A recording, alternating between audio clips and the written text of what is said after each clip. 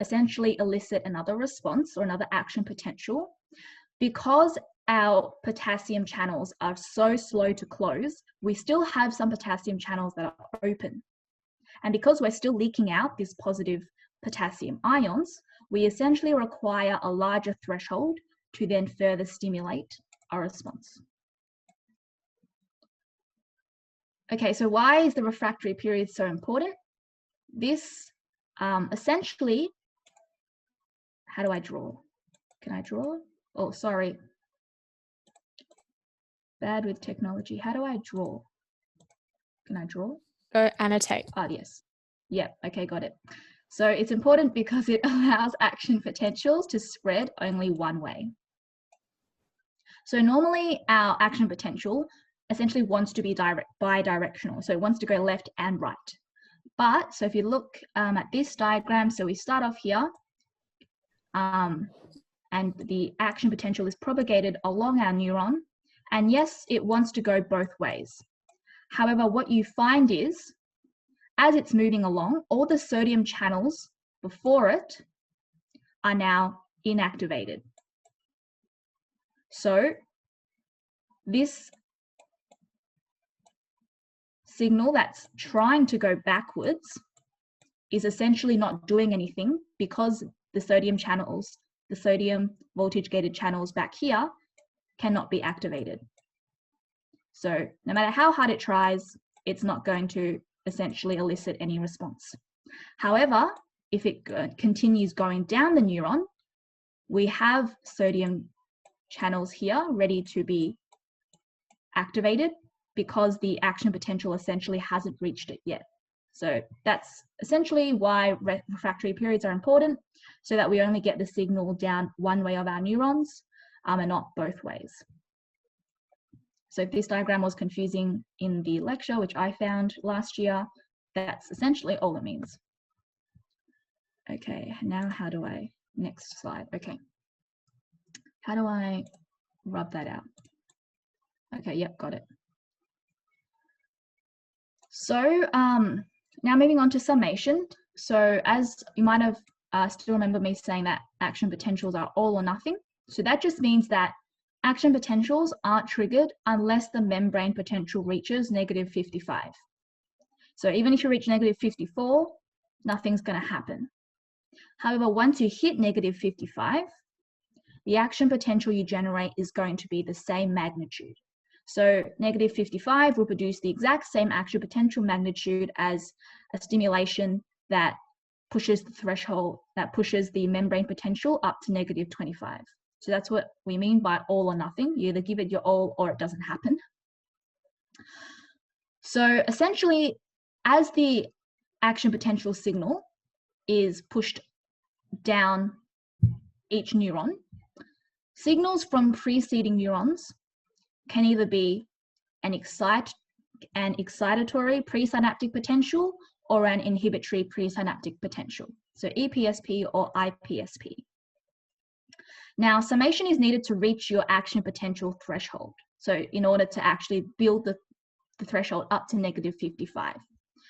Now, there are two types essentially. We've got temporal and spatial.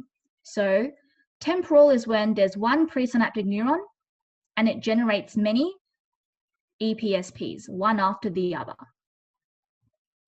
For example, the diagram here. Okay, so we've only got one presynaptic neuron, and this essentially just fires multiple times, generating many excitatory presynaptic neurons. So it fires once, a membrane potential goes up, fires again, a membrane potential goes up, and now we've hit the threshold, so then an action potential is generated. The other one is spatial. So this is where we have many presynaptic neurons generate excitatory presynaptic potentials simultaneously. So instead of just having one presynaptic neuron, we've now got multiple. So for example, in this diagram, we've got two. So the red one fires one, our membrane potential becomes more positive. The purple one then fires one, our membrane potential becomes more positive. And now we've hit the threshold, so our action potential will happen. Just to note, we do have something called EPSP, IPSP cancellation. So that just means if we've got one signal that's excitatory, but then it's followed by a signal that's inhibitory, they'll essentially cancel each other out if they're of the same magnitude. But the main important ones is spatial versus temporal summation. Next slide, how do I do that? Okay, yep, so quickly, oh, sorry. How do I annotate? Oh my God, I'm so bad. Oh, okay. So we have graded versus action potential. So you just need to know a few of the basic differences. So graded potentials normally just stimulate local changes in membrane potential, whereas action potentials, you have brief, rapid, and generally large changes in membrane potential. So as you can see with the action potential, you go from a -70 to a threshold -55, and then the action potential is essentially stimulated or elicited, and you can go up to, let's say, +40 in terms of voltage. Graded potentials, they normally spread bidirectionally, whereas action potentials are only propagated in one direction. And why? Going back to our refractory period. Graded potentials, they generally only go over a short distance. Okay, I made a mistake with that table. I've written short distance twice, I'm sorry. Whereas action potentials can travel a long distance. And action potentials are essentially all or nothing, and the threshold is -55. I will go back and change this table. Very sorry.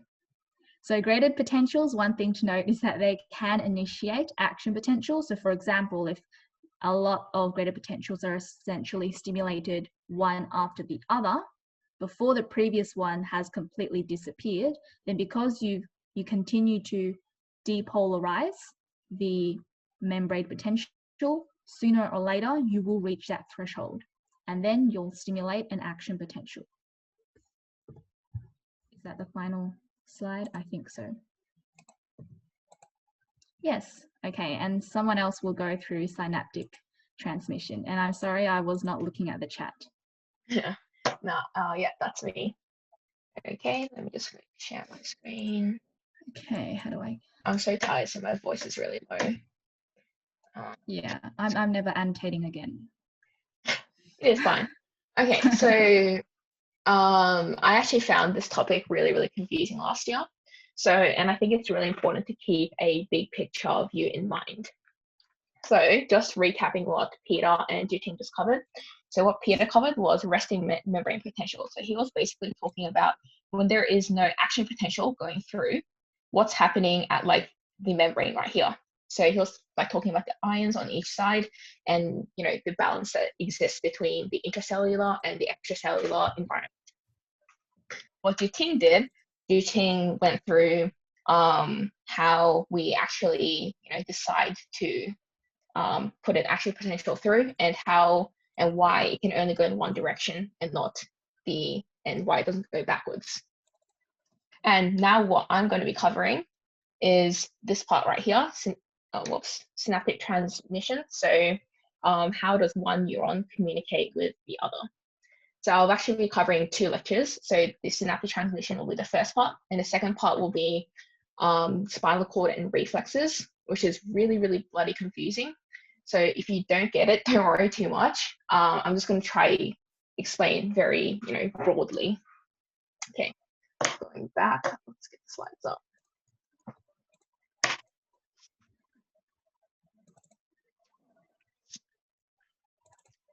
Okay. So synaptic transmission, see this has to load. Okay. So synapses are basically where one part of a neuron, I can touch screen. Okay, never mind. So it's where one part of a neuron contracts. Oh, it doesn't contract, sorry. Where one part of a neuron communicates with another neuron or a cell type. So it's basically the communication between 2 nerves, or a nerve and a muscle, or nerve and a organ of some sort. And there are 2 main types of these: electrical and chemical. Okay, oops. just going to stop annotating.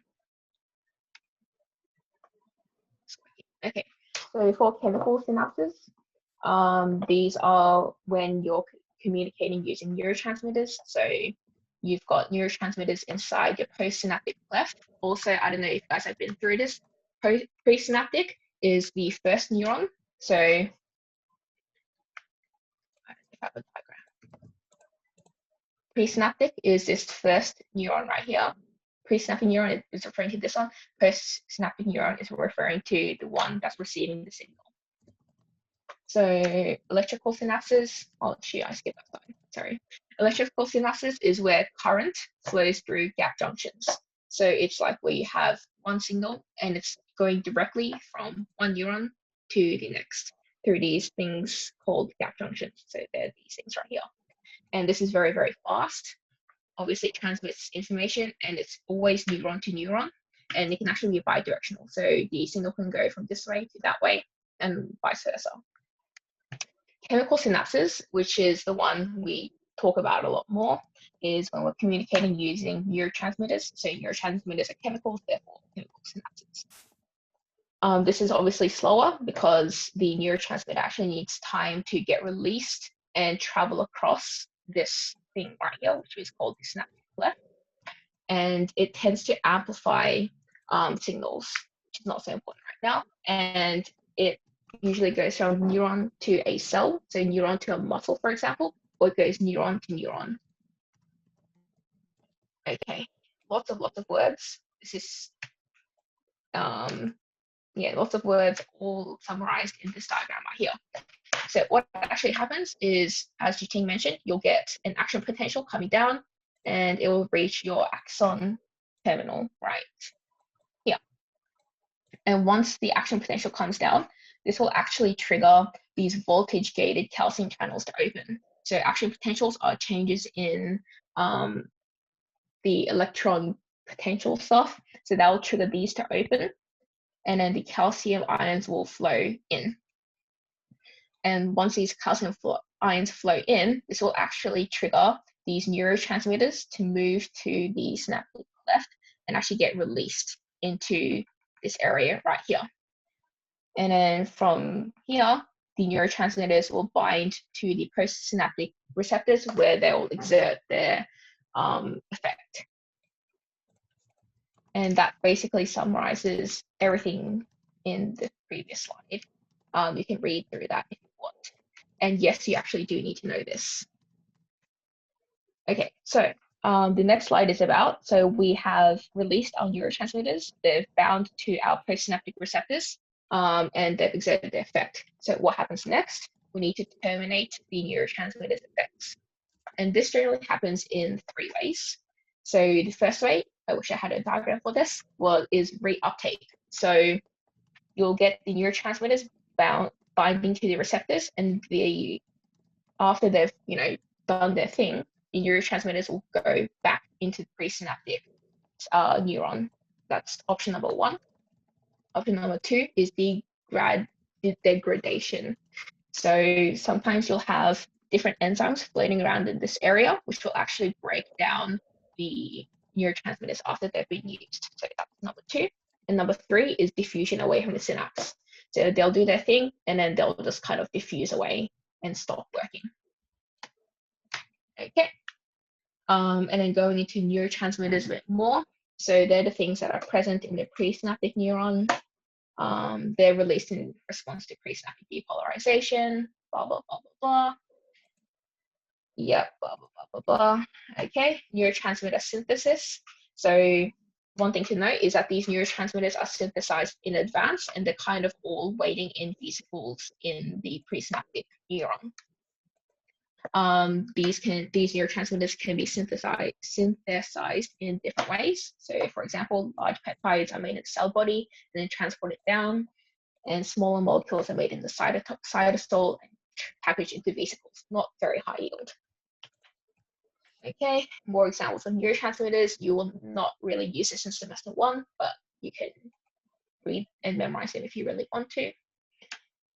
Okay, so this is what Jiting was talking about, EPSPs and IPSPs. So I won't really go into it. other than you've got this level you kind of need to reach in order for an actual potential to happen. EPSPs help you get there. IPSPs make it less likely you'll get there. Oh yes, this is more about EPSPs and IPSPs. But this is basically what Yuting said. It's just a nice little diagram. Okay, neurotransmitter receptors. So this is talking about this area right here. So what kind of receptors do you have?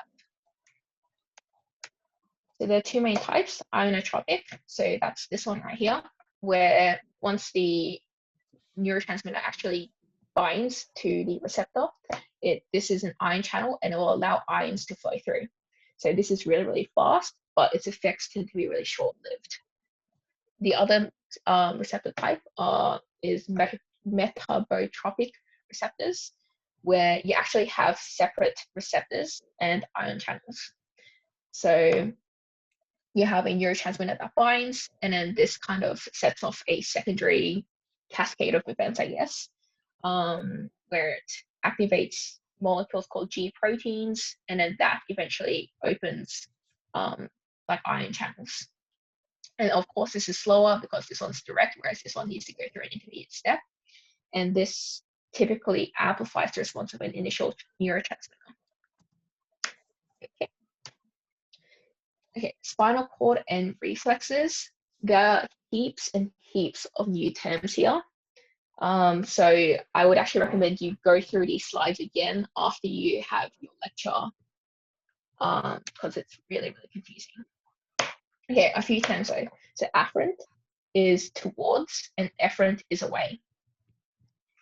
Ventral is the front side of your body and dorsal is the back side of your body.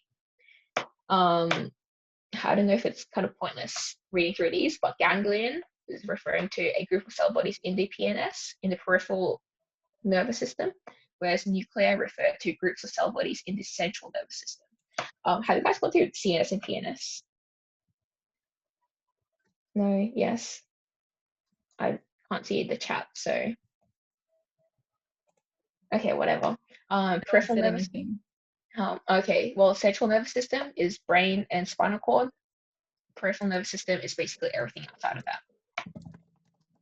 Proximal is closer to the center of your body. Distal is further from the center of your body. So your shoulder is proximal to the elbow, and your elbow is distal to the shoulder, so it's further away. Ipsilateral means same side of the body, when contralateral means opposite side of the body. Okay, moving on. Okay, so the spinal cord has a very distinctive structure. So it contains these things called spinal tracts, and we'll go through that later. And it has unmyelinated and myelinated axons. Have you guys gone through the structure of neurons yet? Yes or no? I hope so. They said they haven't gone through nerve tissue yet. Yeah. They haven't gone through neuron structure yet? Oh my gosh. Not yet in depth. Okay, that makes it hard. Wait. No, go to like the next slide just for a sec. Yeah. Okay, have you guys seen like anything that looks like that diagram on the right there? That's like your basic. Okay, nah. I think you guys might be doing it later. Oh, it wouldn't be this week, it'd be next week. Okay. No, they would go through it this way. Well, Michael will go through it. Are we in? What week are we in? 6. Oh, okay. No, they will go through it this week. Okay, anyway, so what I mean by myelinated and unmyelinated axons is that if you have like your dendrite right here, your neuron right here, this is your cell body, and then you have your dendrite sticking out from it. And then you have your neuron, the axon of your neuron, and then you kind of have like the axon terminal. So this is the start, and this is the end of your neuron. And then you have this thing, like you have to use like pieces of fat covering the axon. This is called the myelin. So if your, neuron has myelin, so it has these like fatty, this fatty covering, it's called myelinated. If it doesn't, it's unmyelinated. Fun fact. Okay, that makes this tricky. Do we go through this? If I haven't done. Okay, anyway, let's just go through it anyway. So the white matter, which is referring to this section right here. So you can see this side is very, very white. This whole section that is not covered, that is not gray, is very, very white. This whole part. This is your white matter, and this contains your spinal tracts, your unmyelinated and myelinated axons. Whereas this part right here, this gray part that I'm kind of shading in, contains cell bodies of neurons and nuclei of unmyelinated axons. So the reason why it's gray is because it doesn't have that myelin. Okay. This is very, very intimidating. So how about we just go through like just like that spinal cord cross section first, because I feel like that would this make one? me think. No, like the next no, like yeah, like that one, like that's I guess the most basic. Yeah. You know what, I will join this meeting. What is the meeting code? What is the meeting code on my iPad? Wait, let me. I'll join it on my iPad. So like I will like draw it out. So like it'll make after they go through this, I think they will do you want me to read this. it? Do you want me to read the code? Yeah, the meeting ID. Yeah. 954. Yes. 153. 153. 698. 698. 85. 85. Okay. And I literally just realized something terrible. I am logged into my boss's account. Oh wow.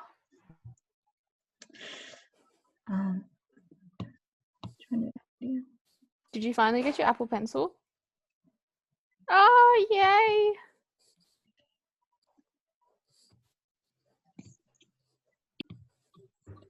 Okay.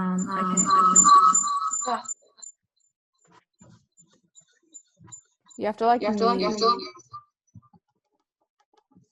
Yeah. mute your. Oh yeah, no, you got it. Okay. I will. You cannot share screen while other. Can I share screen? Okay. Sorry, guys.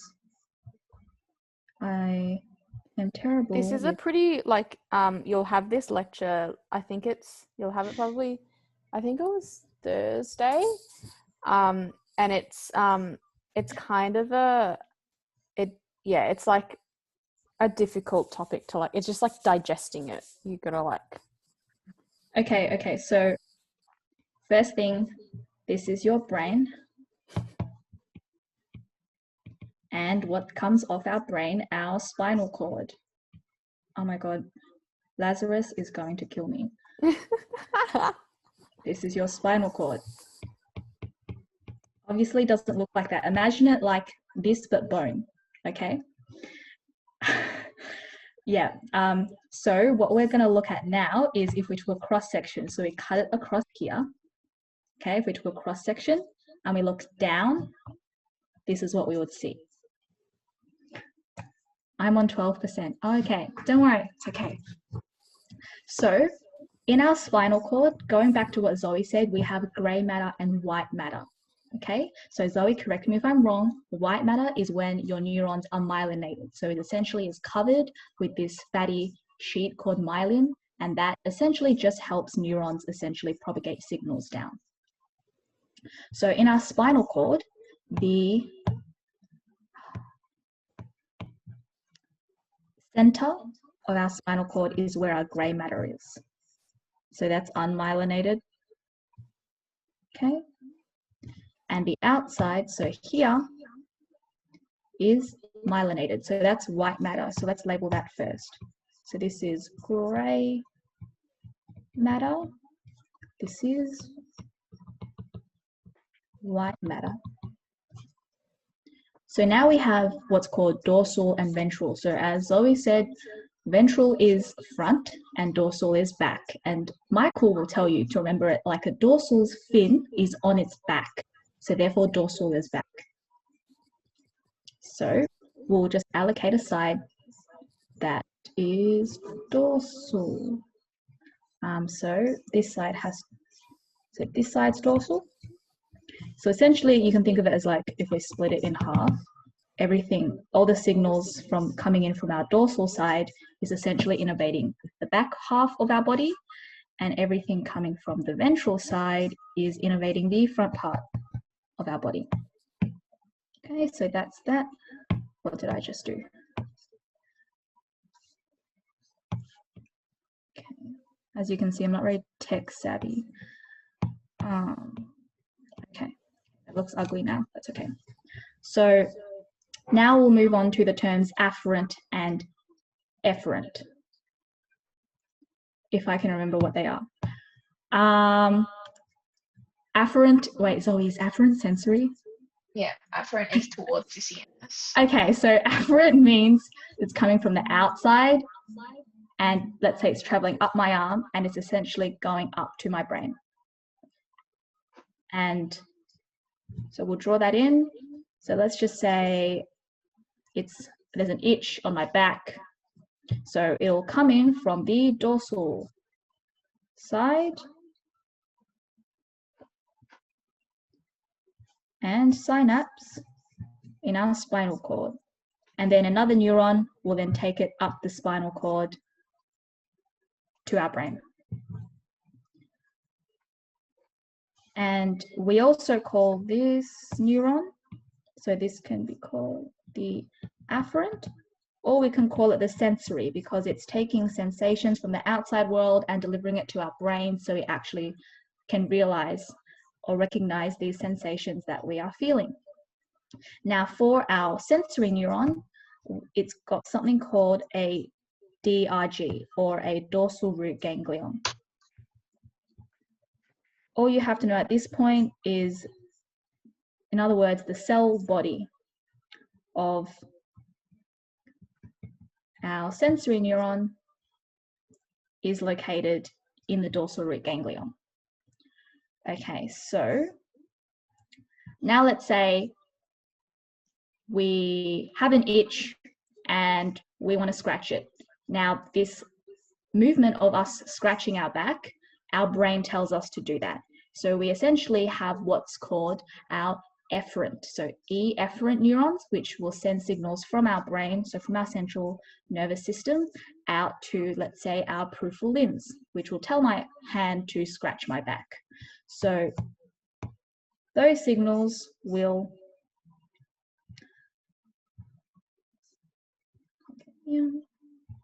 and travel out the ventral, and then it'll essentially synapse somewhere at my limb so that my hand can scratch my back.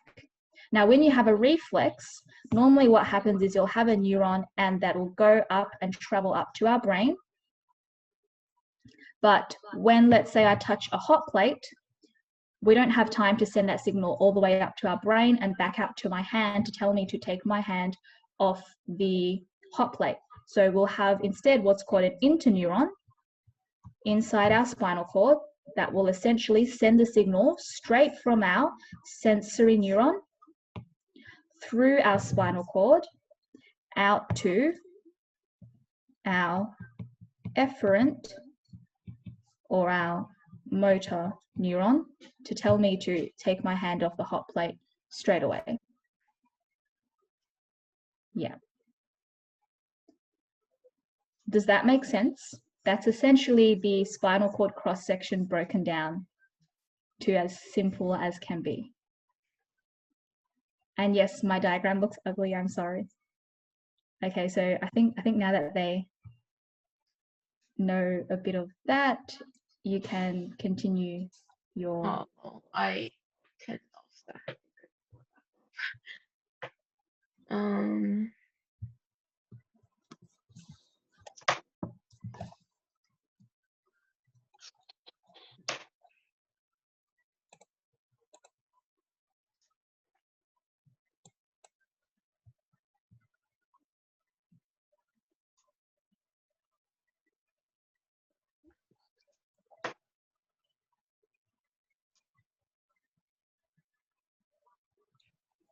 gone?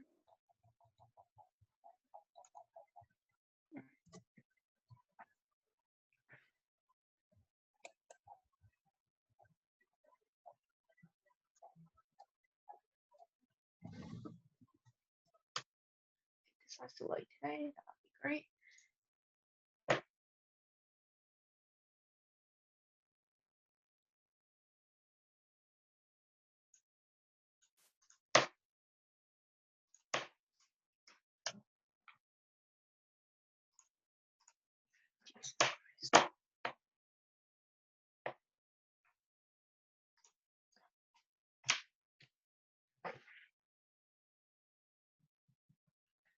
Okay, so Jiting explained that. Very nice. So reflexes is, as Jiting explained, an involuntary and almost instantaneous response to a stimulus that is generated at the level of the stimulus. So the main point to take away is that it does not travel up to the brain, usually because there isn't enough time and we kind of need to do something, otherwise the body is going to get hurt. So there's two main types of reflexes. So monosynaptic, mono, one central synapse, versus polysynaptic, which has greater than one central synapse. And there's this thing called reflex latency, which is just a fancy way of describing the delay between, let's say, touching a really hot plate and taking your hand off. And there's three main parts of that, because you need to allow the signal to travel to the spinal cord, which is the afferent conduction delay, and for the synapse to happen, which is a central processing delay, and for the signal to travel back out, the efferent conduction delay. Yep, monosynaptic reflex. So the main one Michael will go through is the knee-jerk reflex. So this is basically when I'm sure you've all gone to the doctor and had this done. You get a hammer, you tap against your patellar tendon, and this sends signals up to the dorsal part of your spinal cord, because remembering dorsal is where your sensory signals come in, and that neuron will synapse directly. So you've got your, let's try very ugly, so this is your dorsal. So you've got your signal coming in, and then that will synapse directly with the efferent neuron, which will travel back out at the same level of the spinal cord. So it won't go up into the brain. And this efferent neuron will cause muscle contraction. The other type is the polysynaptic reflex. So basically the exact same thing, except for this one, you have an interneuron halfway through. So you'll kind of get a signal coming in, it will synapse with an interneuron within the spinal cord, and it will synapse with the efferent neuron. So it's just just got an intermediate step. And the main one for that is the Golgi tendon organ reflex, which we won't really go through today. Okay. And this is just a nice summary diagram. You can have a look later. Okay. So the main thing to know about the spinal cord is that it's not random. Because I thought it was random, but it actually turns out within the spinal cord, so you've got your spinal cord here, there are actually specific areas in which the neurons will travel. So if you've got, like, let's say, like a painful stimulus, so you've pricked your finger and it's not really a reflex, that's a bad example. You're touching like a fluffy blanket or something like that. Touching a fluffy blanket, that sensory signal is going to come in and it will go specifically up this area of the spinal cord. So the actual, like, think of it as like a train track. The train track in which the signal goes up is called a tract. And in first year, there are two main ones you need to know. They sound very fancy, but you don't actually need to know much about them. Two ones you need to know are the dorsal column medial lemniscus pathways, the DCML pathways, and the spinothalamic tract. And these ones are ascending pathways, which means that they're going from the periphery. So these are sensing things from the outside towards the center. So from the outside, sending signals to your brain. And for these, you need to know where they decussate, aka crossover, where the synapses are, and what kind of sensation they transmit. And what's the last one? I can't see. I don't know. There's one other point that you need to know, or which kind of fibers they use. So first one is the dorsal column medial lemniscus pathways. So this one specifically carries signals for touch, pressure, vibration, proprioception through A beta fibers. Don't really worry too much about this for now. Just kind of memorize the fact that they travel through A beta fibers. So basically you'll get, let's say you've got your right hand. Your right hand is holding onto a train track. A train is coming, so the train track is vibrating. So your hand senses the vibration that's coming from your train track, and it enters the sensory neuron that senses that enters the spinal cord on the same side. So that neuron has entered the spinal cord, and this first neuron enters, goes up the spinal cord up to the medulla oblongata, which is a part of the brainstem. And from there, it kind of, finishes its journey and it synapses with a new neuron. So it synapses with a new neuron right there. And then the second neuron decussate, so it crosses over, so it goes from the right-hand side to the left-hand side and travels to another area of the brain called the thalamus. And from there, the second neuron synapses again. And so the third order neuron from there carries the signals to an area in the brain, on the outside of the brain, called the somatosensory cortex, which is basically just where sensation is perceived. Okay. So that's number one. And number two is the spinothalamic tract. So this carries signals for crude touch, pain, temperature through thin A delta and C fibers. So you need to know the difference between these two.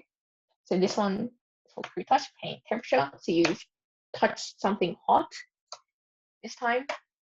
So you've touched something hot, and that signal from your hand, let's say, enters your spinal cord, where it synapses immediately with a second order neuron. So it's entered and it's synapsed, and the second order neuron decussates, so it crosses over onto the left-hand side. So if you touch something hot with your right hand, the signal will immediately go to the left-hand side, and then it travels contralaterally, so it's opposite from the original stimulus, up to the thalamus.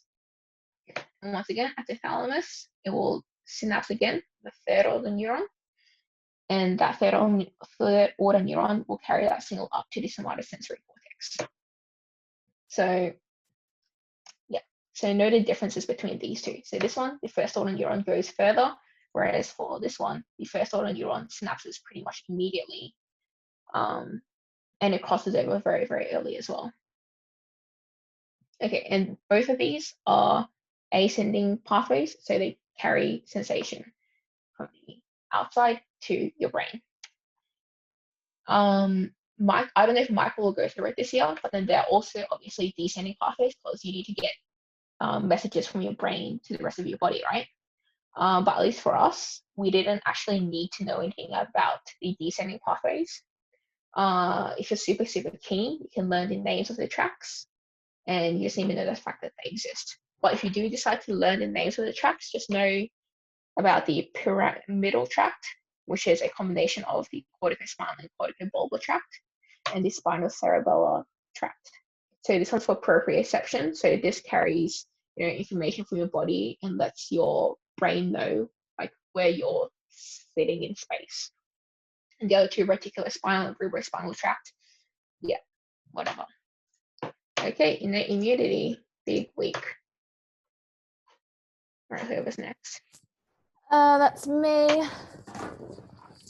Hopefully you guys are still do you guys need a second to just process, or are you guys good?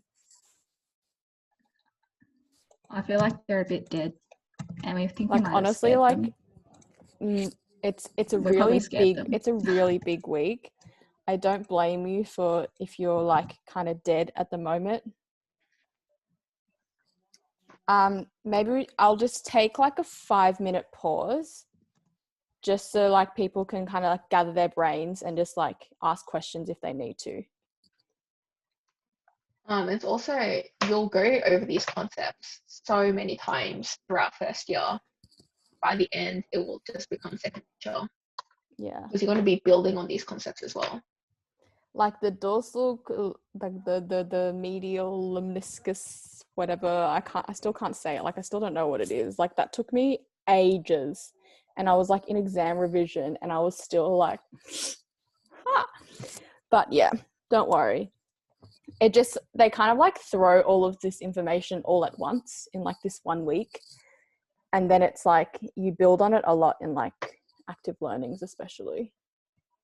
Yeah, we might even do like those like quick like summary table sheets after you guys have had the lecture, Yeah.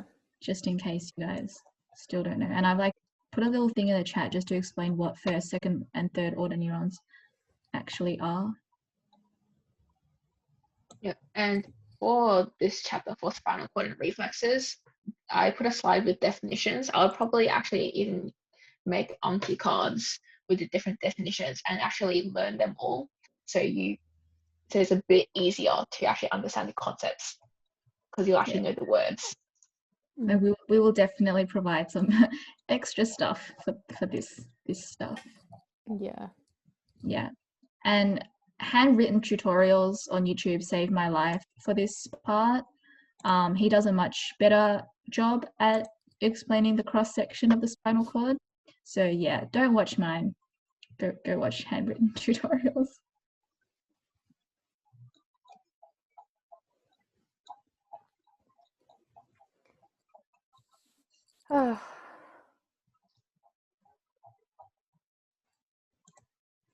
Any other questions before I get straight stuck into immunology? Immunology is all right, especially for the people who have done Bio 3-4, like innate immunity, like what I'm going to talk about now, and what adaptive immunity, which RJ is going to go through. It'll be a lot of things you'll like recognize. There's obviously like a bit of new content because we're like going a little bit into depth, but like it'll be okay. Hopefully it'll. I just got a message. Do we need to know the function of ganglion? I can't remember, guys. I was So very bad. ganglion? Y'all was very bad. Yeah, ganglia simply refer to like collections of cell bodies. So in your, I don't know how much, you guys haven't gone through neuron anatomy or neuron diagrams yet, have you? No, I don't think they've done any like neural stuff. Google images this. So you've got your basic neuron structure right here. Basically, you've got your cell bodies. So one of the parts of your neuron are cell bodies, and ganglia refer to collections of these. So basically, you've got like an area where you just got a whole bunch of these all bunched together. That's just a ganglion. Yeah, nothing too fancy.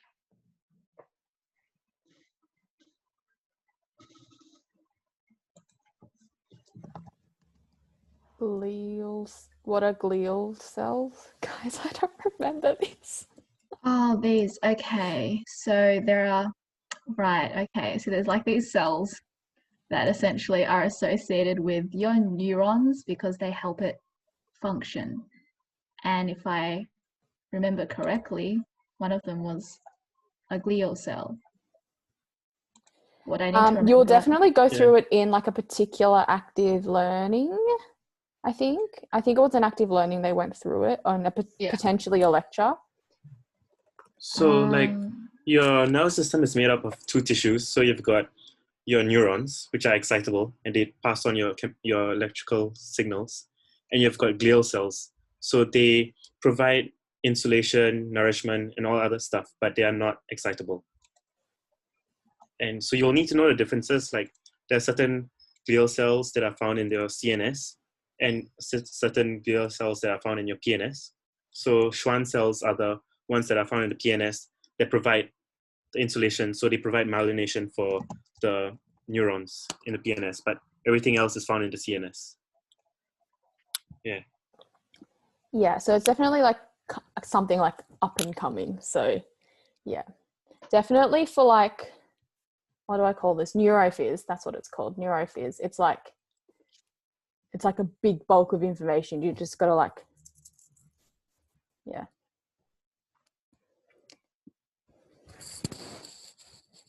Yeah, excitable means like you can generate an AP.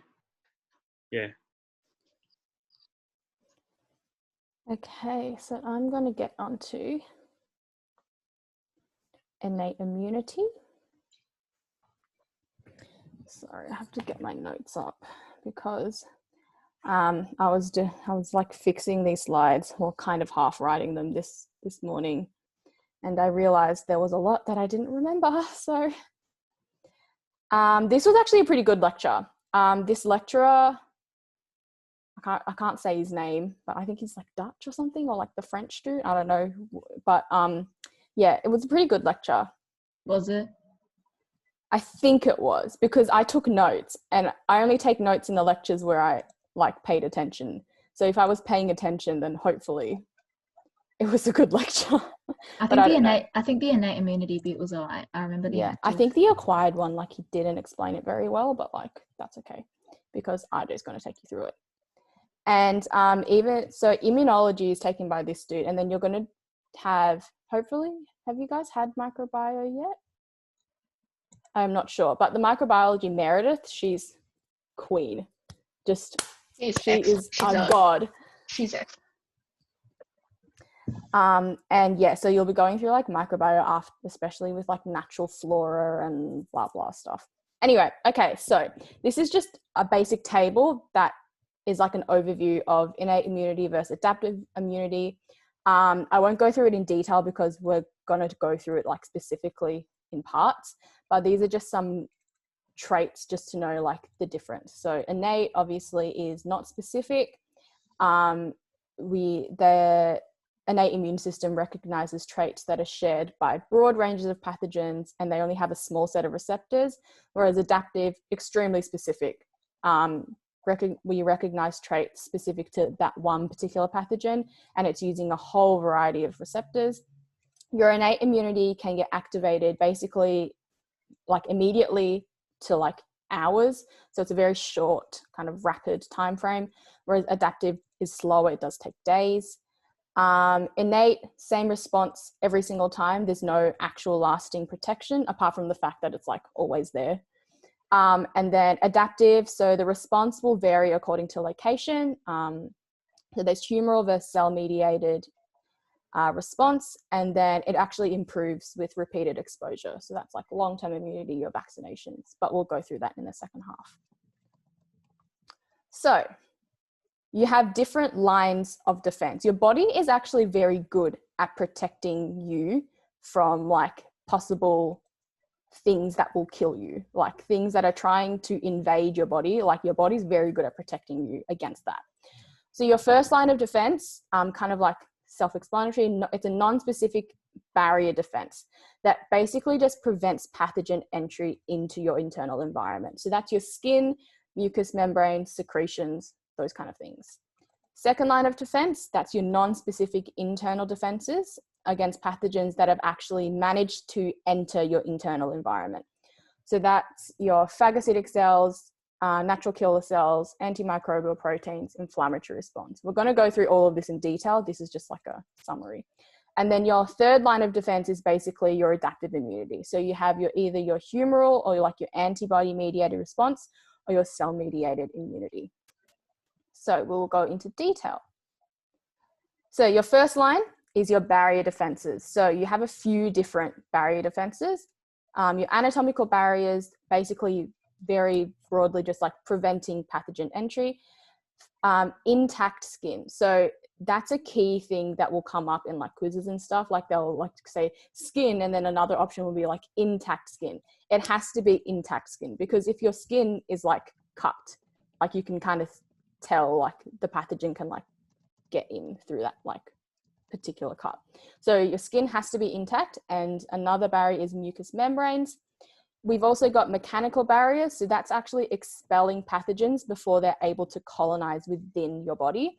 So you've got mucus and cilia kind of how they work is like, especially in like the respiratory tract, when you're like coughing, it like kind of grabs onto the pathogen. It's like trying to force the pathogen out. Coughing, sneezing, vomiting, diarrhea, all of that stuff. It's all about trying to get rid of the pathogen before it's able to attach and like colonize within your body. Antimicrobial substances. So these are destroying pathogens before they can colonize. So there's all of these. It's a list. You guys can look at it yourself. And then natural flora, basically that's like bacteria and stuff that like compete with pathogens for space and nutrition. So it's kind of like competitive inhibition in a way. This is the diagram that the lecturer will give you and not really explain, but it basically like talks about it. Like it's just like a general overview of all of your exterior defenses. Okay. So, oh, did I skip? Yes, I skipped a slide. Okay, normal flora. You don't have to really know this that well. Like you'll go into a really detailed microbiology lecture about normal flora and how like opportunistic infections can happen and all of the fancy like bacteria and stuff that live in particular areas. So you don't have to like know this that well yet because you'll go into this into much more detail. But basically normal flora are just microorganisms that are colonized on the external surface of the body. So they can be resident or like permanent, or they can be transient, temporary. So we have a mutualistic relationship with most normal flora. That means like we mutually benefit. So the human benefits and the bacteria benefit. So it's like, yay, both win, win-win situation. There are some that are commensal. So that's basically beneficial for the bacteria, and it's neither beneficial nor harmful to us. So we're kind of just like, yeah, okay, you can kind of just chill there. However, some flora can become pathogenic, and that's where you get opportunistic infections. Meredith will go through that with you. Basically what normal flora does, they compete with pathogens for both space and nutrients. For skin bacteria particularly, they produce fatty acids to keep low skin pH. And gut bacteria, honestly, like you guys can kind of just read this yourself. So recognizing pathogens. So in our body, even though it's a non-specific kind of defense, we have defense mechanisms for when pathogens unfortunately manage to breach our first line of defense. We have to be able to actually mount a response against that. So pathogen recognition receptors, or PRRs, you're going to go through this in so much detail. So these are intracellular or extracellular structures on host cells that actually bind to structures on the pathogen, and this will induce an inflammatory response. So an example is toll-like receptors. There's 10 different types of TLRs. I think the lecture goes into a few of like different kinds of TLRs in a little bit more detail, but honestly, it's kind of, you can look into that detail if you want to. So basically these PRRs will bind to either PAMPs or DAMPs. So PAMPs are pathogen associated molecular patterns, DAMPs damage associated molecular patterns. So PAMPs are structures on pathogens. Here are just some examples: flagellin, lipopolysaccharide, double-stranded RNA, just some examples. And it's actually important, it's like integral for the survival of the pathogen as a species. So they can't actually evolve to not like present PAMPs on their structure. So it's actually really good that our body has developed PRRs to kind of target PAMPs. So we always have that line of response. DAMPs, so these are host molecules that are released during like our own cell death. Okay, sorry guys, I'll like check the chat after, but I'll just keep on going. Second line, so that's your non-specific internal defenses. So you have some like cellular different things that we're all going to go into detail. So first, you've got cellular components. So these have PRRs for pathogen recognition. So such as phagocytic cells, cells that release inflammatory mediators. If I can never say this, eosinophils, is that how you say it? Eosinophils, something like that. Natural killer cells, Second, soluble proteins. These regulate the immune system. So those are your cytokines and the complement system. And the last one is inflammation. So we're going to go through each and every single one of these in a lot of detail. So first of all, phagocytosis. This is hopefully like bio kids will remember this. But basically this is a process where you have specialized cells like literally engulfing pathogens or cell debris, and they'll like engulf it into a vacuole and they'll just destroy it by enzymes, free radicals, or hydrogen peroxide. There's a diagram after this that I'll show you. Basically the engagement of PAMPs, sorry for the typos by the way, the engagement of PAMPs by cells expressing PRRs will trigger phagocytosis. So the two key phagocytic cells, neutrophils, which kind of just chill in the bloodstream, in the circulation, and macrophages, which chill in tissue. And then you've got dendritic cells, and these are phagocytic cells that present antigens to adaptive immune system.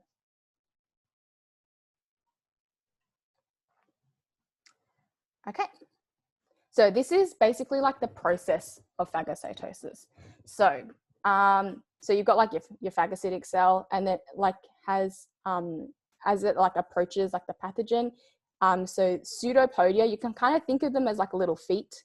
They kind of look like them. They're kind of cute, you know, like they just like wrap around and like surround the pathogen.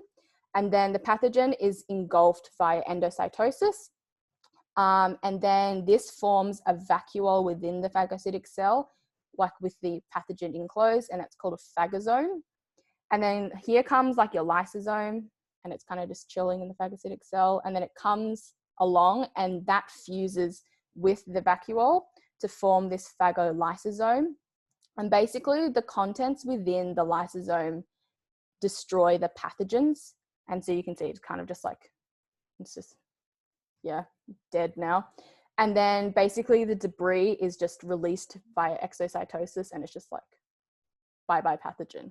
So it's kind of neat. Okay, so the next we're going to talk about is leukocyte migration. Now this, okay, there's a lot of, I put a lot of information in these slides.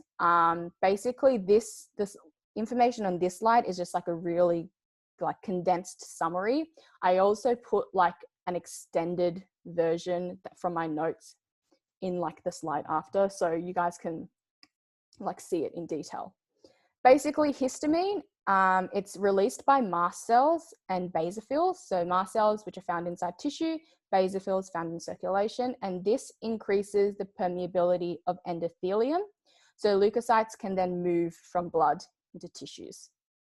So leukocyte migration is a process that's like, you need to know like the steps, because you'll go through it in the lecture, but you won't go through it well. So like, it's just something that you need to like know. So this is the image taken directly from the lecture. And I will go through it in detail with my notes. So basically step number 1 over here. So this is your initial exposure to a pathogen or cell damage. Basically tissue macrophages are going to detect PAMPs or DAMPs. And from that, we're going to move into step 2. And basically, these tissue macrophages are going to release cytokines and chemokines that increase the expression of surface selectin. And surface wait, let me just, where am I? Step 2. Yes. So your cytokines and chemokines are basically just like signaling molecules. So cytokines are small molecules released by cells that are involved in cellular signaling, and chemokines are basically like a subgroup within those cytokines that are actually specifically responsible for stimulating cell movement. So after that, we have endothelial cell activation. Basically steps 1, 2, and 3 combined together basically give you endothelial cell activation.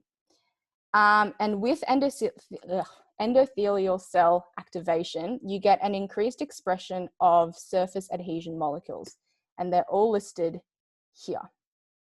I will not go into detail. You guys can like look at it because otherwise too many words. And then after that, these circulating leukocytes are going to express the particular like molecules that bind to like the stuff. Anyway, there's bind to the receptors.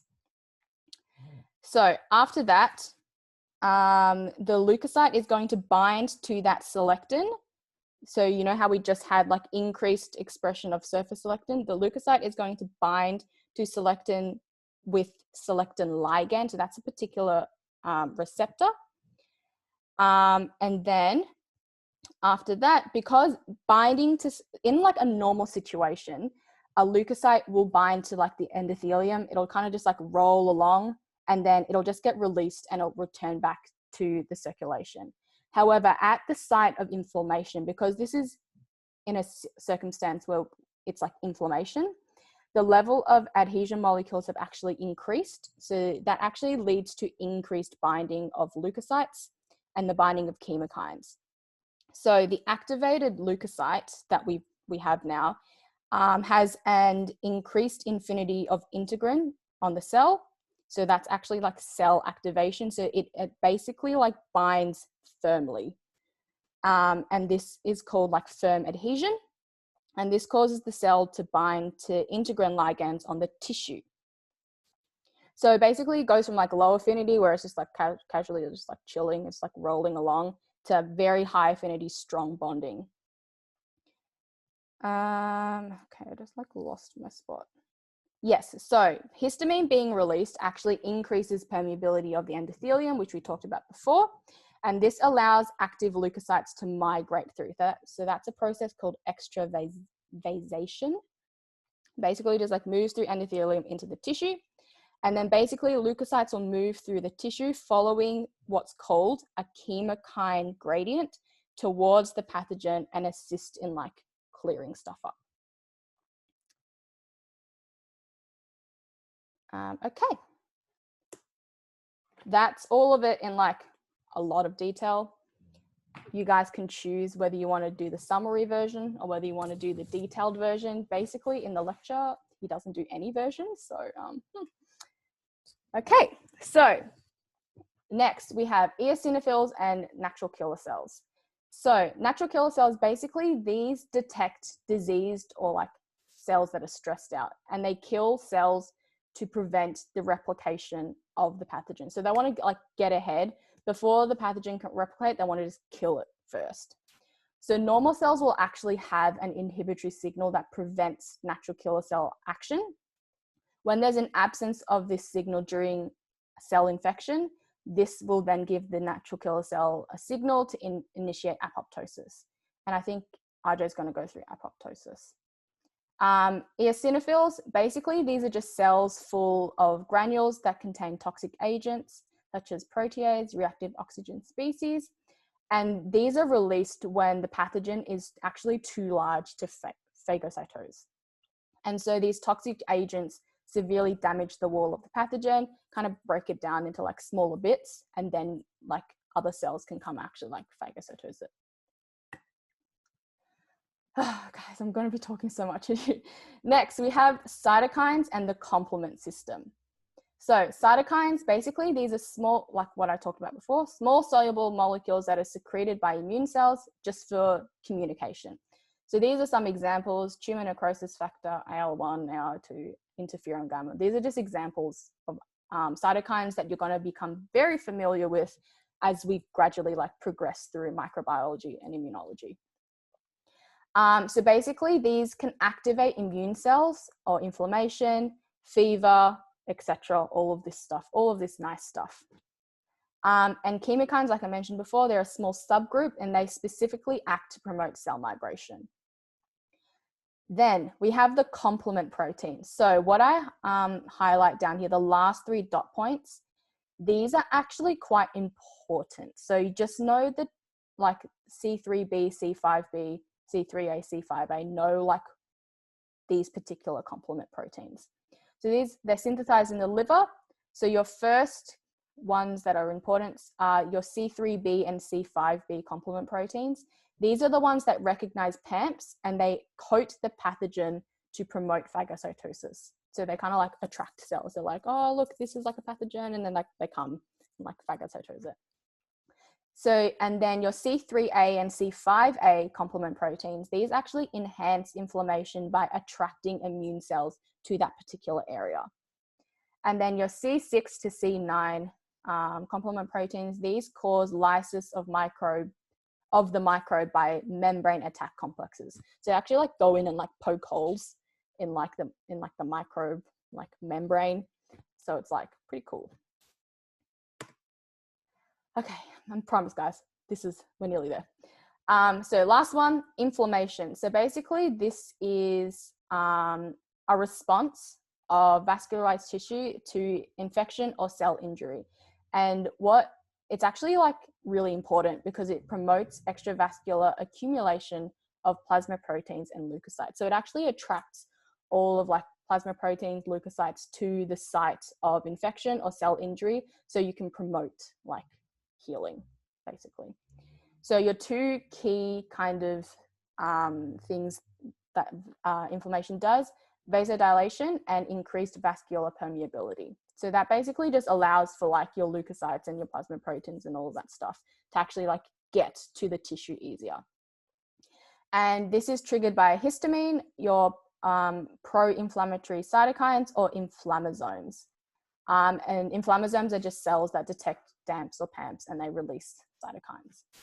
And then here are your 5 signs of inflammation. I'm not going to go into that, but just for like general knowledge, here are your 5 like key signs of inflammation. I think that's it. Yes, okay, we got through. Sorry, I couldn't look at the chat at the same time because I was juggling too many things, but hopefully the other guys managed to answer your question.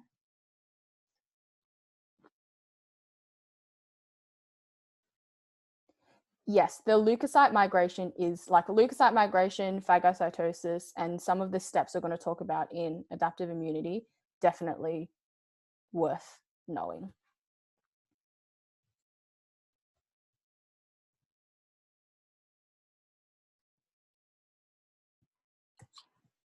Okay, so hopefully you all understand innate immunity.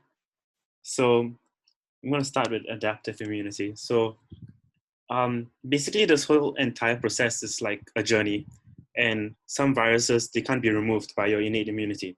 So then you'll need your adaptive immunity to step in and get rid of these pathogens from your body. Okay, so in order for you to, so I'll just this entire slide is kind of a whole summary of the entire thing, but I'll try to break it down for you. So there needs to be a link from your innate immunity to your adaptive immunity, and this link is actually known as the dendritic cells. So as we've learned, there's PAMs, and the dendritic cells, they detect these PAMs and they engulf the pathogen with these PAMs. And these dendritic cells will then break down these pathogens, and then they form amino acids.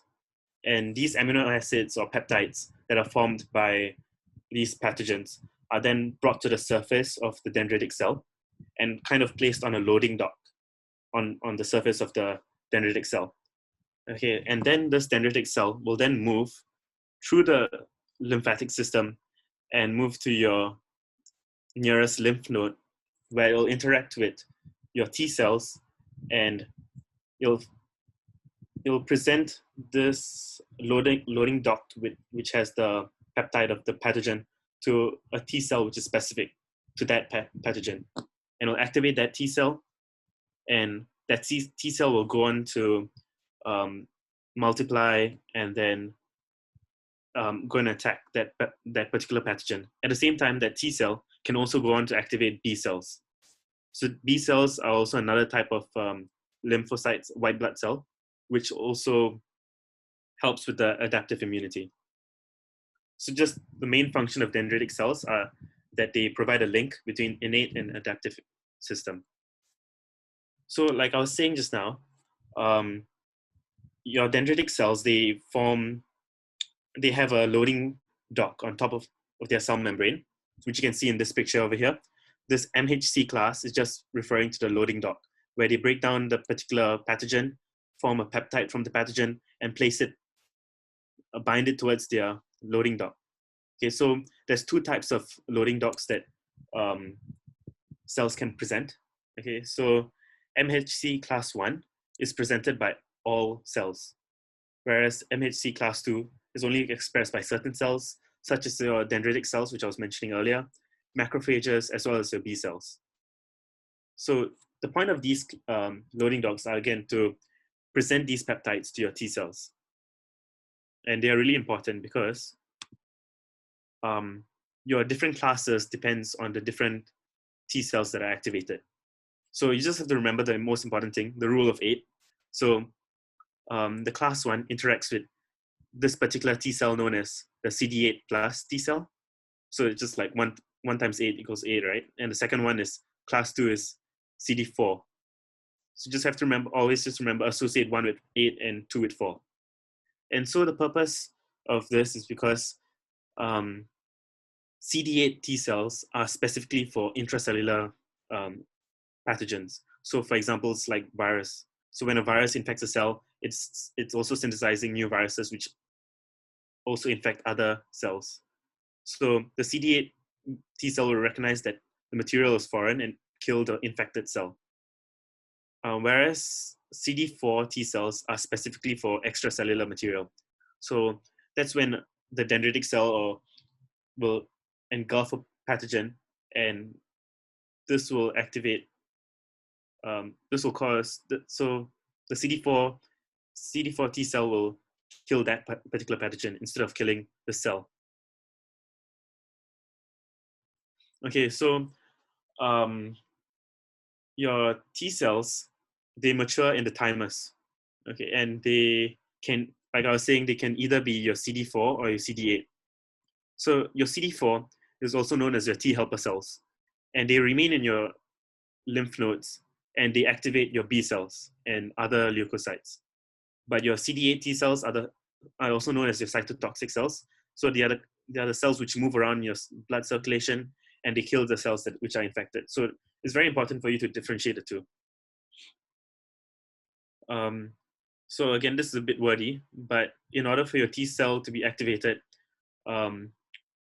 your MHC, so if you want to activate a CD4 cell, remember you have to use a MHC class 2 loading dock, which is like a receptor of the dendritic cells, as well as a secondary receptor. So you'll have your dendritic cell actually has 2 receptors which bind to a CD4 T cell, and you'd require both receptors to activate the T cell. So you just have to know that in order for a dendritic cell to activate a T cell, you need to have 2 receptors, not just the MHC2 class receptor, as well as it requires the other CD28 receptor.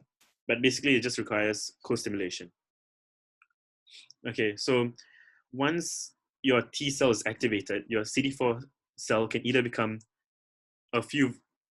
quite a few varieties. So in response to viruses, it forms a Th1 cell, a T helper 1 cell, and they multiply and they release cytokines to kill these, to like clump all these viruses together, or they can activate B cells, and I'll go through B cells later. So you just need to know all these 3 different types of cells are for different purposes. So Th1 is for viruses, Th2 are for helminths and allergens, and this triggers IgG and IgE antibodies, and I'll go through antibodies again later. And Th17 is for extracellular pathogens, and Th17, they release another interleukin 17 just to promote the action of neutrophils. So that's CD4. So CD4 differentiates with different types of T helper cells, whereas CD8, once they're activated, they enter the circulation, they bind to all the cells which carry this viral protein, viral peptide, and they kill these cells. So you've understood what's the T cell. The T cell can either do 2 functions. So now your B cell, your B lymphocyte, they mature in your bone marrow, and similarly, they also generate surface receptors specific to a particular pathogen. So remember the whole journey. Your dendritic cell, they travel through your lymphatic system. They go to your lymph node, activate a particular T cell. So if they activate a CD4 helper T cell, this CD4 helper T cell will then interact with a B cell. And when their B cell receptor interacts with a CD4 helper T cell, they become activated and they become plasma B cells. So they begin to multiply and they start to secrete their surface receptor known as antibody. And the antibody is essential for a variety of purposes of getting rid of the pathogen. So these antibodies, they bind to the corresponding pathogen and they neutralize it. So there's quite a few types of antibodies. You don't need to memorize this table, but you just need to know, just need to be familiar with the different antibodies. So specifically IgM is involved in your initial antibody response. So they activate the classical complement pathway, which is part of your innate pathway. Your IgG is more prominent in your later stages of the infection. And once IgG is produced, they stay in your system as a sort of passive immunity. And then IgA is, you'll have to just know the different locations of these types of antibodies. So IgA is found in your mucus. So they provide mucosal immunity, especially in your GI tract as well as your respiratory tract. Then IgE is usually for allergies, and they activate eosinophils, and they're also responsible for pathogens which involve helminths and parasites. And IgD, they just assist B cells to find and recognize antigens. For the shapes of the antibodies, you don't need to know all of them. You just need to know that the main one, IgM, is the pentamer, and IgA is the dimer. The rest are monomers.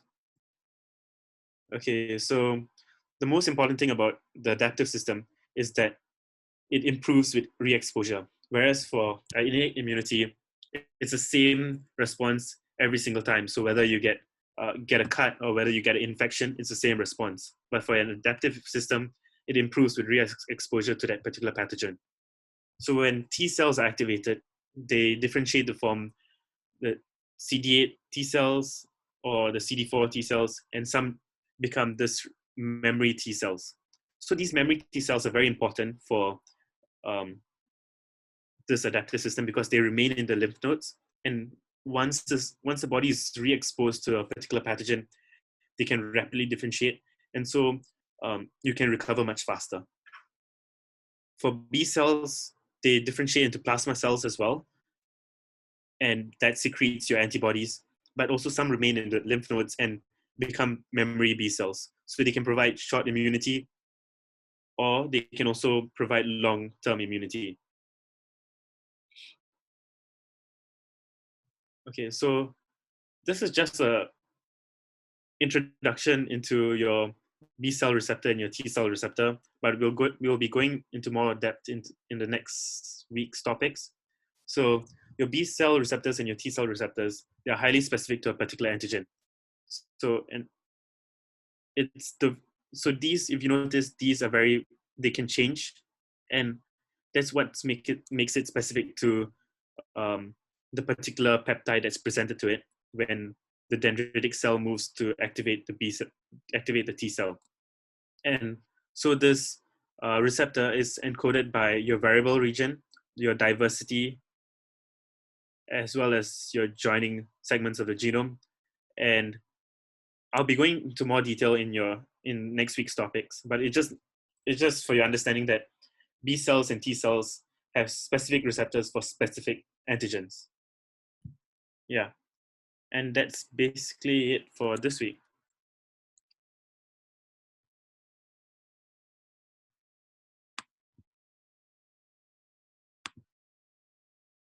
Okay, cool. Thanks, guys.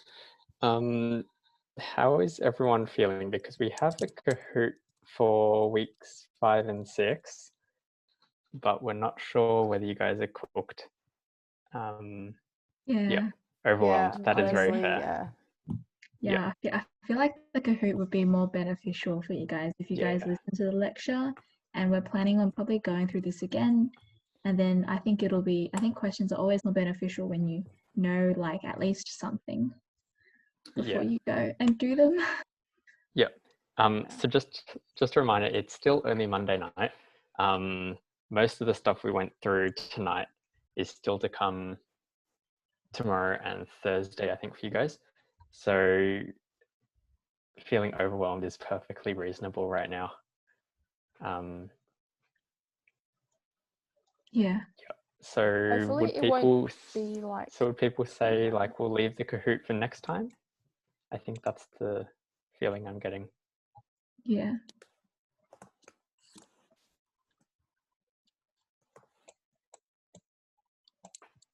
Yeah, I'm going to assume so if no one says anything. Yeah. Yeah. Yeah, okay. Yeah. Does anyone have any questions? They said, can we do it straight up next session? Yeah. We'll do definitely. basically like a revision session next time. Yeah. Because this was like a lot. Hopefully it'll make it like easier to digest when you're actually in lectures. So like you'll know kind of what's going on beforehand. So hopefully that'll like help.